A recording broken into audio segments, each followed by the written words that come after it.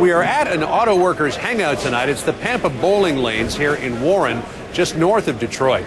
Joining me now is Mark Knutson. He is a former auto worker, and Toby Newsom-Perkins, who works for Chrysler, manages a parts plant there. So tell me, what's the general mood among you and your peers in the auto industry these days?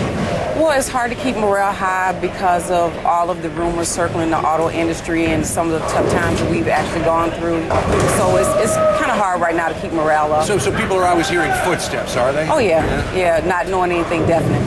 So Mark, what about you? When you got involved in the auto industry at the age of 22, I guess not right out of high school, but you tried to get in right out. Yeah, I tried real hard. Yeah, what drove you to the auto industry?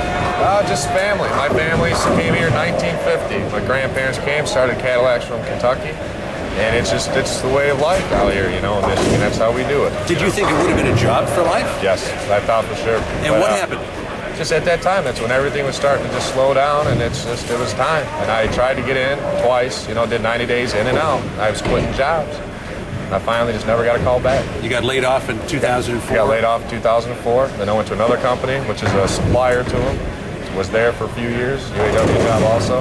Was laid off from that one. And then you got out of the auto industry altogether? Yeah, I was lucky enough to fall into a program with the state. So tell me, a lot of thoughts from people, a lot of analysis. Tell us from the inside, what went wrong with the auto industry here in the United States? In my own personal opinion, I think that we, in years, have focused so much that, you know, larger vehicles were better instead of streamlining and actually taking into consideration fuel cost. I don't think it's just one particular thing. I think it's just several things, whereas the Asian market has focused in those areas for many years, and we have not. So I think that's part of it. Yeah, you know, not necessarily labor costs, because a lot of those cars are built here in the United States, but those ancillary legacy costs of healthcare, retirement. Correct. You know, they drive up the price of a car when it's built by GM, Chrysler, or Ford. Mark, what are you looking for from the next president?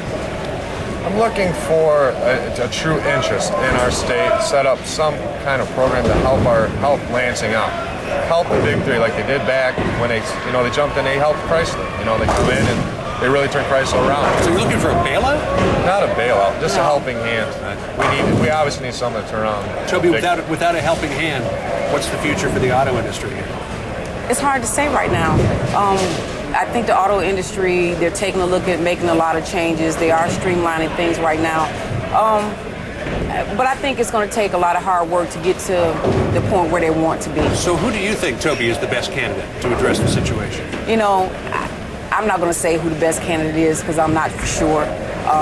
Who are you looking at? Democratic, kind of uncommitted right now. I think several of the candidates are good. But Mark, what about you? I'm looking at Mitt Romney. He's hometown. He showed interest. He has definitely showed some interest, and I know he knows the auto industry. His daddy did well here, and I think he's probably did pretty well. You go to vote the Republican primary tomorrow? Yes. Now, the Democratic primary doesn't really count, so what do you do? I'm voting. I'm committed. Just still vote? Really only one person you could vote for, though, if you want to vote for the top three. Mark Knutson, Toby Newsom-Perkins, thanks for being with us. Thank you. Now let's head back up to New York, and here's Anderson. Anderson. Well, John.